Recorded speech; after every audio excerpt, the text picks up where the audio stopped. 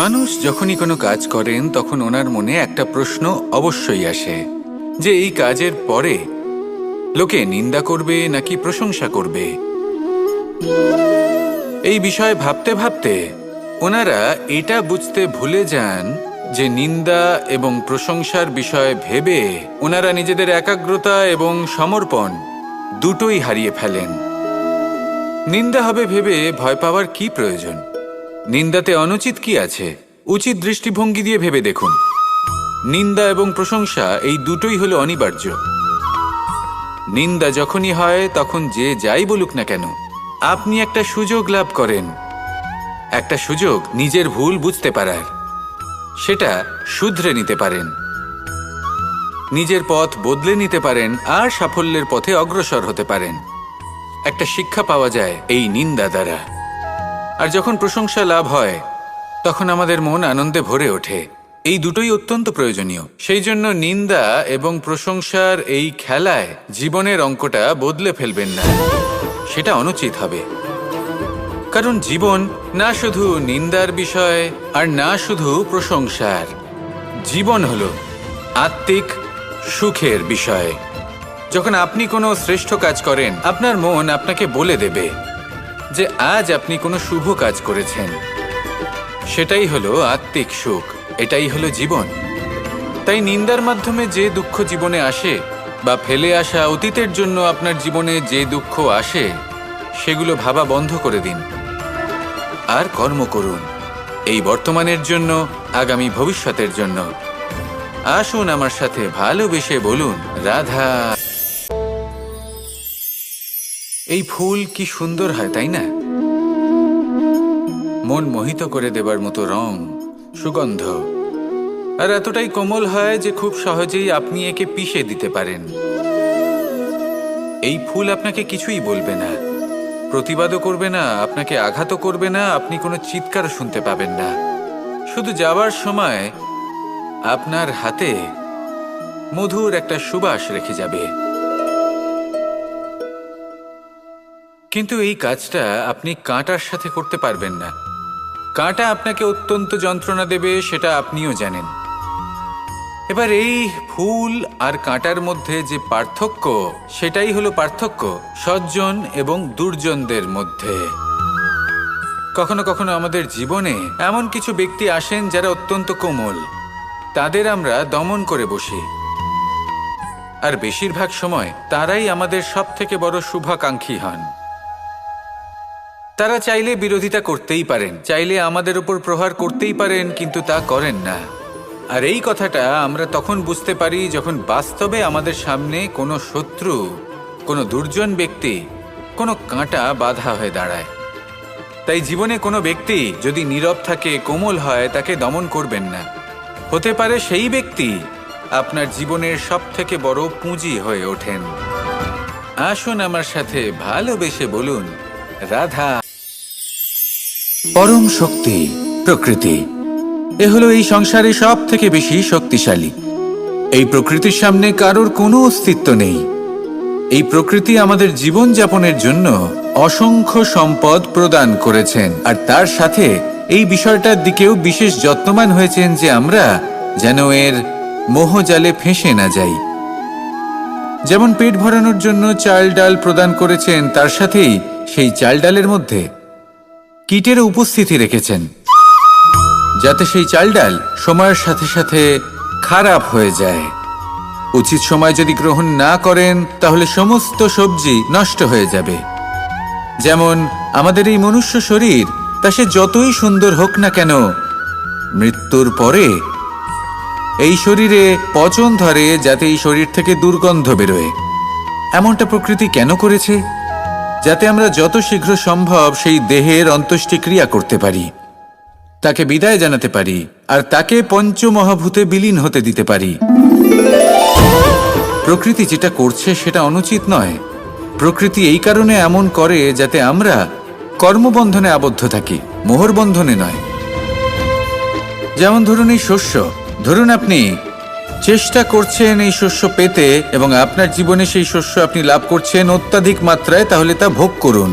আর বাকি শস্যটা সবার মধ্যে ভাগ করে দিন, যাতে অন্যেরও পেট ভরে তাতে। যদি আপনি সাফল্য লাভ করেন, শ্রেষ্ঠ কর্ম করেন, শ্রেষ্ঠ ব্যক্তি হয়ে ওঠেন, তাহলে কখনো অহংকার করবেন না, অহংকারী হয়ে উঠবেন না। সেই সাফল্য, সেই শ্রেষ্ঠত্বর সদ্ব্যবহার করুন অন্য কারোর জীবন প্রকাশময় করার জন্য। তবেই আপনার সেই সাফল্য, আপনার শ্রেষ্ঠত্ব জীবনে আরো ঊর্ধ্বমুখী হবে। সবার শেষে আমরা সবাই পঞ্চমহাভূতে বিলীন হয়ে যেতে চলেছি। উচিতভাবে এই জীবনের সদ্ব্যবহার করুন, কর্মের সাথে জড়িত থাকুন, এই প্রকৃতির পথপ্রদর্শন মানতে থাকুন, আর আমার সাথে ভালোবেসে বলুন রাধা। অন্ধকারাচ্ছন্ন রাত্রি যদি এসে থাকে, তাহলে আলোকিত প্রকাশ নিয়ে সূর্যও অবশ্যই আসে।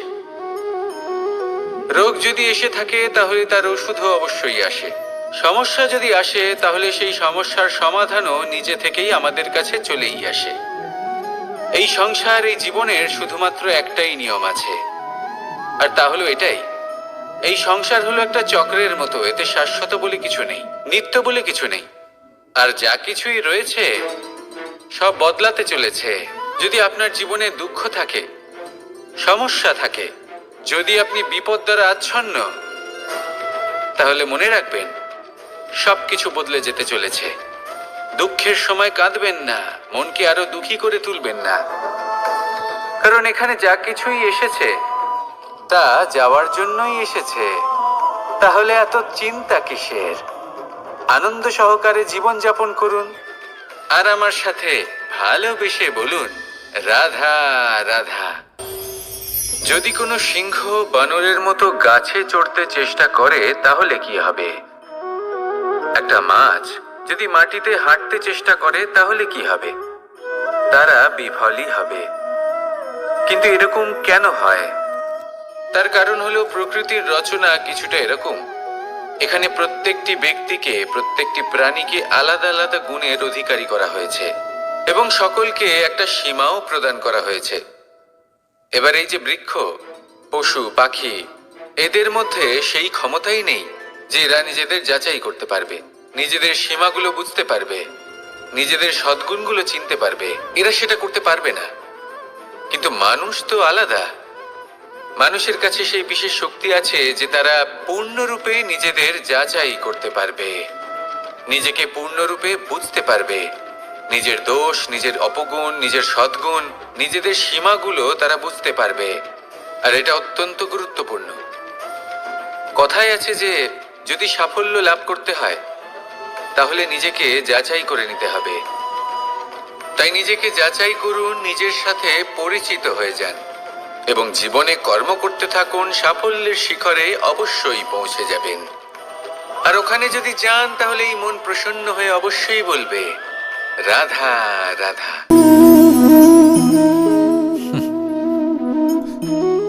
এই স্মৃতিগুলি কি অসম্ভব মূল্যবান, তাই না? শুধু তাদের প্রয়োজন হলো একটি মাধ্যম। যেমন মাখনে ভরা এই মাটির হাঁড়ি দেখে আমার বৃন্দাবনের কথা মনে পড়ে গেল। দেখতে গেলে দ্বারকাধীশ যখন চাইবেন, যেখানে চাইবেন, সর্বোত্তম প্রজাতির মাখন খেতে পারেন। কিন্তু সেই মাখনে, বৃন্দাবনের মাখনের মতো সেই আনন্দ, সেই প্রেম কোথায় আছে? বৃন্দাবনে গোপীদের হাঁড়ি ভেঙে মাখন খাওয়া, বাড়িতে লুকিয়ে চুরিয়ে ঢোকা, পরিশ্রম করা, চুরি করে হাঁড়ি ভেঙে মাখন খাওয়া, তার মধ্যে যে আনন্দ ছিল, সেটা কোনো পাত্রে রাখা মাখনে কি পাওয়া যায়? মায়ের বকা খাওয়া, মায়ের প্রেম অনুভব করা, ওনার হাত থেকে মাখন খাওয়া, যমুনার তটে বসে গোপীদের সাথে হাসি ঠাট্টা করা, রাধাকে উত্ত্যক্ত করা, বৃন্দাবনের স্মৃতিগুলি হলো অমূল্য। যখনই সেগুলো স্মরণ করি, তখন এই মন প্রফুল্ল হয়ে ওঠে। কিন্তু আপাতত আমি এই মাখনটা খেয়ে তৃপ্তি লাভ করব। আপনিও আপনার জীবনে সেই অমূল্য অদ্ভুত মুহূর্তগুলোকে স্মরণ করুন এবং আনন্দিত থাকুন। আমার সাথে ভালোবেসে বলুন, বনের মধ্যে যদি আপনি কোনো বিষাক্ত সাপ দেখেন, তাহলে কি করবেন? আপনি তখনই তার থেকে দূরে পালাতে চেষ্টা করবেন। আর এটা কেন করবেন? নিজের রক্ষার্থে। এই কথা আমি নয় মেনে নিলাম, কিন্তু নিজের জীবনে এটা করেন না কেন? আপনি যেখানেই যান, যে স্থানেই যান না কেন, প্রত্যেক সময় প্রত্যেক মুহূর্তে এমন বিষাক্ত সাপ আপনি অবশ্যই খুঁজে পাবেন।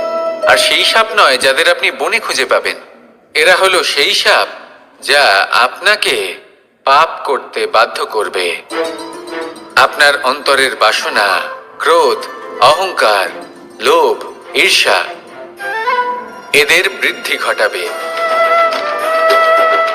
দেখুন, বনের এই সাপ আপনাকে একবার ছেড়ে দিতেও পারে, ছোবল নাও মারতে পারে, কিন্তু এই যে পাপরূপী সাপ আছে তা অবশ্যই ছোবল মারবে।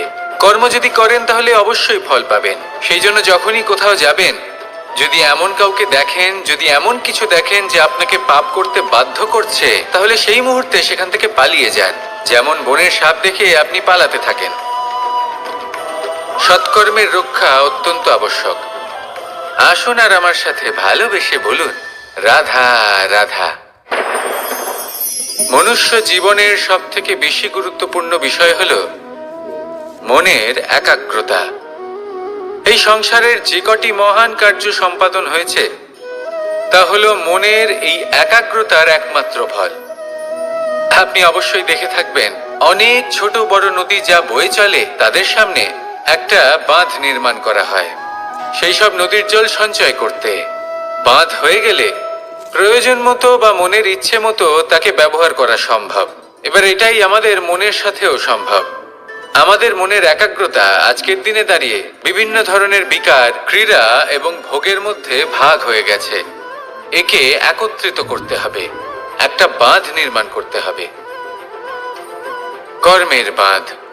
আপনাকে শুধু এটাই করতে হবে, যেটা উচিত কর্ম সেটাই করুন, যেটা অনুচিত কর্ম সেটা করা থেকে নিজেকে বিরত রাখুন। ব্যাস, এই কাজটাই আপনি করতে থাকুন, করতে থাকুন। মনের মধ্যে একাগ্রতার বাঁধ নির্মাণ করুন। আর একবার যদি তা নির্মাণ হয়ে যায়, তাহলে যখন চাইবেন, যেখানে চাইবেন, যতটা চাইবেন একাগ্রতা প্রয়োগ করতে পারবেন।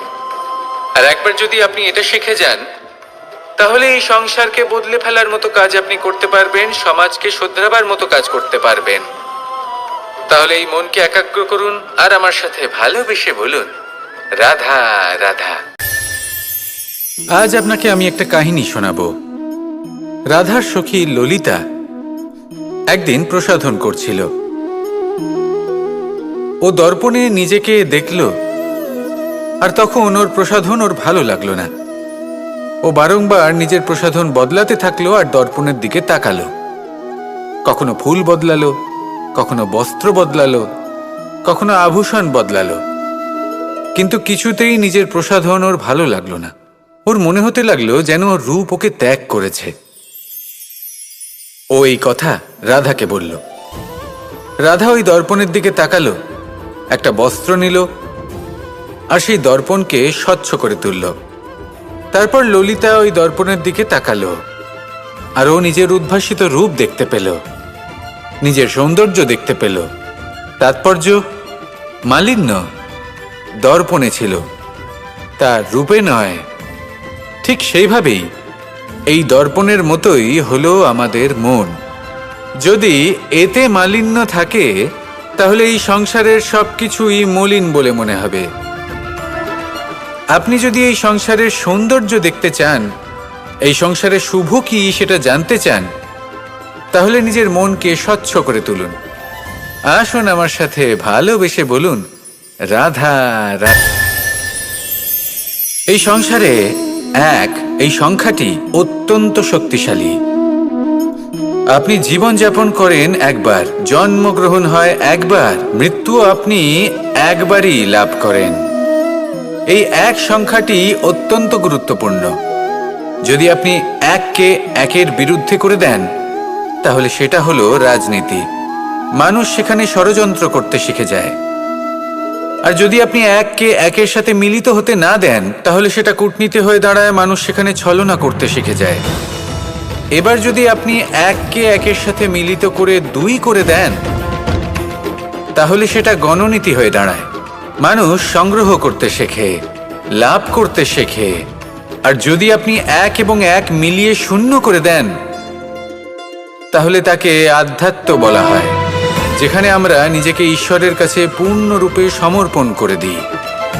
আর যদি আপনারা এক আর এক এই দুইকে মিলিয়েও একই থাকতে পারেন, তাহলে তাকে প্রেম নীতি বলা হয়। যেমন আমি আর রাধা, না আমরা শূন্য আর না আমরা দুজন ভিন্ন, দুজন ভিন্ন হয়েও আমরা অভিন্ন। এর দ্বারা জীবনের অর্থ বুঝতে পারা যায়। তাই এই অর্থ বুঝতে শিখুন। এই মন প্রসন্ন হয়ে বলবে, রাধা রাধা। জীবনের যাত্রাপথে সবথেকে বেশি গুরুত্বপূর্ণ হলো সম্পর্ক, কারণ এই সম্পর্কগুলো আমাদের সেই ব্যক্তির সাথে পরিচিত করায় যাদের হাত ধরে আমরা এই জীবনযাত্রার পথে অগ্রসর হই। এবার এই সম্পর্কে আপনার কথাবার্তা, আপনার ব্যবহার, এটা অত্যন্ত গুরুত্বপূর্ণ। তাই প্রশ্ন হলো, যাদের সাথে আমাদের এই সম্পর্ক গড়ে উঠেছে তাদের প্রতি আমাদের আচরণ কেমন হওয়া উচিত, তাদের সাথে কেমনভাবে কথা বলা উচিত। এর একটা বড়ই সহজ উত্তর আছে, দর্পণ।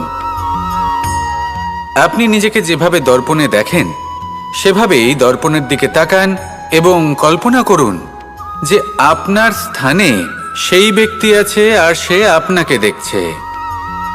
এবার বুঝতে চেষ্টা করুন যে আপনার কেমন ব্যবহার হওয়া উচিত, তার আপনার ব্যবহার কেমন হলে ভালো লাগবে আর কেমন হলে তার অনুচিত বোধ হবে। শুধু এইভাবেই সেই ব্যক্তিকে বুঝতে চেষ্টা করুন। কখনো কোনো মানুষের ভালোবাসার প্রয়োজন হয়, কখনো পথপ্রদর্শনের প্রয়োজন হয়, কখনো তিরস্কারের প্রয়োজন হয়, কখনো কটু সত্যের প্রয়োজন হয়, বা কখনো শুধু সঙ্গর প্রয়োজন হয়। যদি দুজন ব্যক্তি এভাবেই একে অপরকে বুঝে অগ্রসর হন তাহলে এই সম্পর্ক আজীবন চলতেই থাকবে। আসুন আমার সাথে ভালোবেসে বলুন, রাধা রাধা। মানুষের জীবনে যখনই কোনো বিপদ আসে, মানুষ নিজের আশেপাশে দেখে, অন্য কাউকে খোঁজে, ভাবে কেউ এসে তাকে সাহায্য করবে। সে আশা করে যে কোনো ব্যক্তি এসে তার হাত ধরবে আর সেই বিপদ থেকে তাকে মুক্তি দেবে। কিন্তু প্রকৃতি আমাদের এই শিক্ষা দেয় না। কখনো কোনো পাখিকে দেখবেন, একটা পাখি যখনই কোনো ঝড় আসে কি করে? একটা ঝড় এসে তার বাসা ভেঙে দিয়ে যায়, তার বাসা নষ্ট করে দিয়ে যায়। সেই পাখি কিন্তু অপেক্ষা করে না যে কে তাকে এসে সাহায্য করবে। সে কখনো আশা করে না যে কেউ এসে তাকে আশ্রয় দেবে। সে নিজেই কর্ম করে, একটা একটা করে খড়কুটো সে আবার জড়ো করে আর নিজের বাসা পুনর্নির্মাণ করে। প্রকৃতি আমাদের এটাই শেখায় যে আমরা নিজেরাই প্রত্যেকটা সমস্যার সম্মুখীন হতে পারি, কারণ ঝড় অর্থাৎ সংকট আমাদের সবার জীবনেই আসবে। তার সম্মুখীন হতে হবে আমাদের, আর সেটাও নিজেদের শক্তি দ্বারাই। তার সম্মুখীন হওয়ার সময় নিজেদের সংযত করে রাখতে হবে, আর তার জন্য নিজের ওপর বিশ্বাস রাখা আবশ্যক। আর এই কথাটা বোঝাও আবশ্যক যে যত বড়ই সংকট আসুক না কেন, তার সাথে লড়াই করার মতো যে শক্তি প্রয়োজন, সেই শক্তি আমাদের মনেই নিহিত। শুধু সেই শক্তি খুঁজে নিন আর সেই বিপদের সম্মুখীন হন। এই সংসারের কোনো বিপদ আপনাকে বাধা দিতে পারবে না। আসুন আমার সাথে ভালোবেসে বলুন, রাধা রাধা। আমরা সবাই প্রত্যেকদিন পরিশ্রম করি, কিন্তু আমাদের মনে কখনো না কখনো এই প্রশ্ন অবশ্যই আসে যে সবসময় জীবনে অগ্রসর হওয়ার জন্য সেই পথেই কি চলা উচিত যেটা পূর্ণরূপে সুরক্ষিত, নাকি এমন পথেও চলা উচিত যে পথে একটু সংকটও আসতে পারে। এবার আমি আপনাদের বলবো যে বিকাশ কিভাবে হয়। ছোট্ট একটা উদাহরণ দিই বিকাশের। আমরা ছোটবেলায় কিভাবে হাঁটতে শিখি। যখন আমরা শিশু অবস্থায় থাকি তখন আমরা একটি পা মাটিতে রাখি, দ্বিতীয় পাটি আমরা শূন্যে উত্তোলিত করি, তারপর সেই পা আমরা আবার মাটিতে রাখি আর তার উপর ভিত্তি করে আমরা আবার অন্য পাটা ফেলি। ঠিক এভাবেই আমরা হাঁটতে শিখে যাই।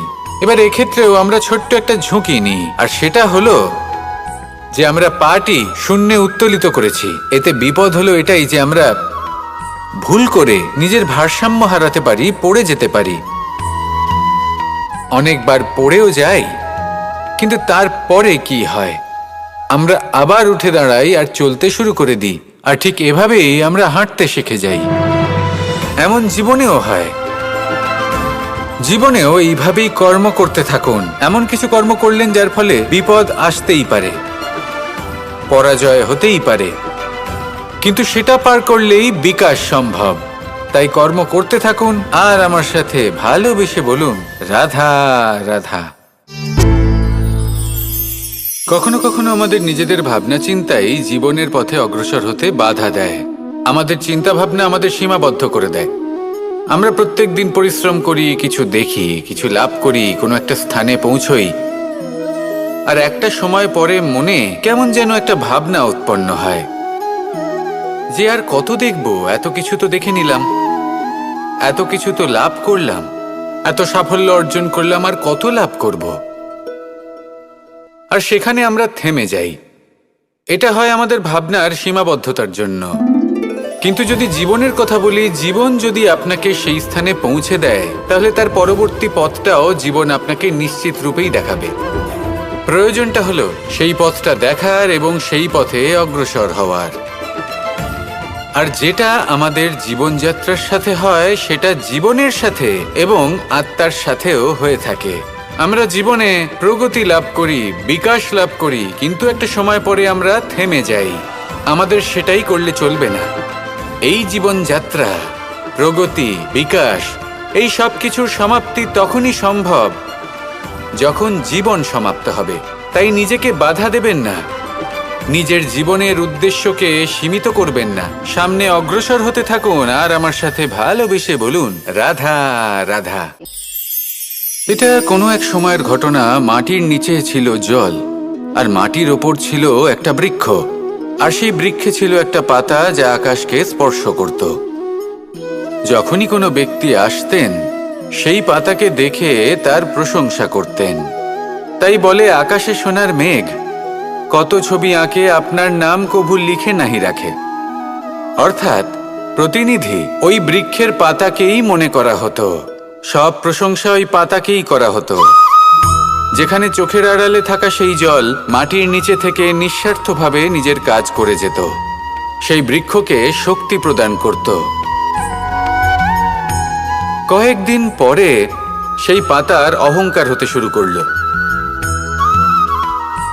সে ভাবতে শুরু করলো যে আমিই হলাম এই জলের অস্তিত্ব, আমি আছি, সেই কারণেই এই জলের কথা স্মরণ করা হয়। আর কিছুদিন পরে সেই বৃক্ষ সেই জল শোষণ করা বন্ধ করে দিল, এবং সর্বপ্রথম মৃত্যু হলো সেই পাতার। সেই পাতা যা আকাশকে স্পর্শ করছিল তা ঝরে মাটিতে পড়ে গেল, আর প্রত্যেক ব্যক্তি তার ওপর দিয়ে হেঁটে চলে যেত, তাকে দেখে আর কেউ প্রশংসা করত না। সেই জন্য জীবনে কখনো অহংকার করবেন না। বিশেষ করে তাদের কখনো অহংকার প্রদর্শন করবেন না যাদের কারণে আপনি সাফল্য লাভ করেছেন, যারা আপনার জীবনের আধার। চিরকাল তাদের প্রতি কৃতজ্ঞ থাকুন, তাদের সাথে সম্পর্ক বজায় রাখুন, তাদের সাহায্য করুন আর আমার সাথে ভালোবেসে বলুন, রাধা রাধা। লোভ এবং ক্রোধ, এই দুইয়ের মধ্যে সম্পর্ক খুব গভীর। এবার আপনি বলতে পারেন যে এটা আমি কি বলছি, একটু বোঝার চেষ্টা করুন।